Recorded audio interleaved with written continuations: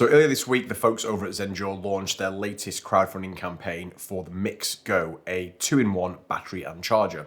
They were very kind and they sent me 2 of the early trial production units.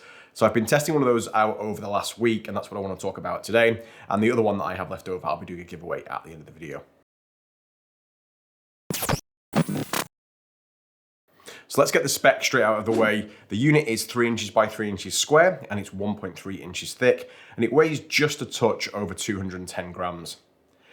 The unit has 2 charging ports on the side, a USB-C PD port with maximum output of 45 watts and a USB-A port with maximum output of 15 watts.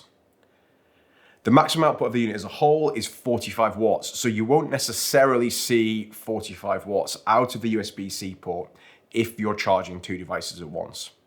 In battery mode, so when not plugged into a wall socket, the maximum output of the unit is limited to 15 watts, but this is more than powerful enough for your tablet or phone. You can also trickle charge your MacBook Pro this way, but it's not gonna be very, very fast. The capacity is 5,000 milliamp hours, which equates to just over 1 charge for the iPhone 11 Pro, and around about 2/3 of a charge for the iPad Pro 11-inch. In adapter mode, you get the full 45 watts available to you in the unit, and not only can you power 2 devices simultaneously, you can also charge the battery at the same time. The unit has this North American style plug stowed in the side here, and in the box you'll also get a UK and an EU adapter that clip on the side like this. Australian style adapters are available to purchase separately. So the specs of this unit are really attractive. Being able to charge 2 devices at once and charge the internal battery at the same time, all from one wall socket, is something that I definitely appreciate and something that I can definitely get a lot of usage out during the week. If I'm sat on a train, for example, 1 plug socket, I can charge all my devices and charge my battery at the same time. Of course, what matters most is whether or not the device can actually live up to the promises. So I decided to test 4 different configurations that I use on a regular basis, 2 with the MIX GO in adapter mode and 2 with the MIX GO in battery mode. For my first adapter mode test, I used my iPhone 11 Pro and my 11-inch iPad Pro. This is my most common setup, so it's the thing I care about the most. When you charge just the iPad Pro over USB-C on its own, the MIX GO delivers a consistent 31 to 32 watt range, so way in excess of the stock iPad charger. And I think this is in keeping with what I've seen previously when using other chargers for the iPad. It doesn't pull down 45 watts, but 30 seems to be the kind of range you're in. When you then add the iPhone 11 into the mix, the iPad drops slightly and gets around 28 to 29 watts, and the iPhone gets the expected 5 watts since it's charging over standard USB-A.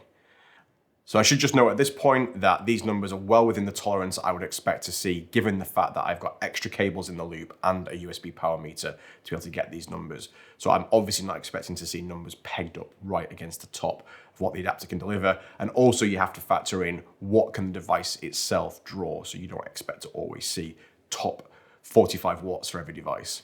So next up for adapter mode, I tested my work-issued MacBook Pro 13-inch along with the iPad Pro 11-inch, this time charging the MacBook over USB-C and charging the iPad over USB-A to USB-C.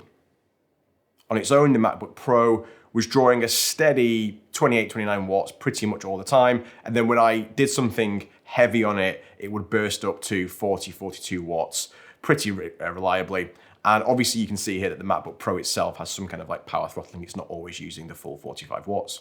When I then mixed in the iPad Pro, the MBP drops off a little bit. It was getting about 28, 27 watts sometimes, and the iPad gets between 8 and 8.5 watts fairly consistently in this setup.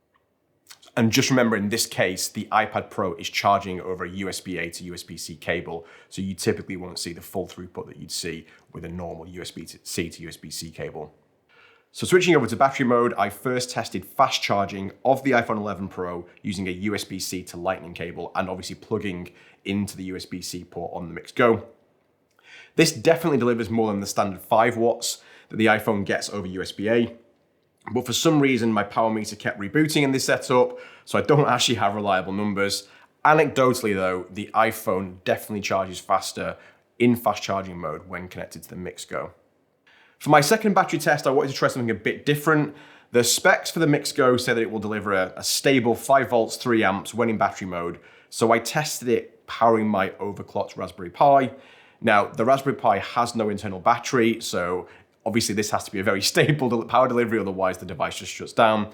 I was running a stress test that I've run before, and this test is capable of saying whether or not the Pi experienced any power throttling, so it didn't get the 5 volts, 3 amps that it needed. For some context here, I have tested this with actual USB-C wall sockets and seen power throttling, so this is a decent test. Happy though, when running MIX GO battery mode, there was absolutely no problem whatsoever. The test completed successfully, and there was no power throttling at all.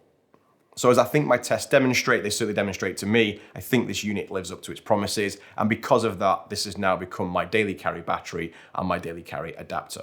So as I said at the start of the video, Zendure sent me 2 test production units and I'm giving away the second one. If you want to win, then just comment below letting me know what devices you're interested in powering with your MIX GO.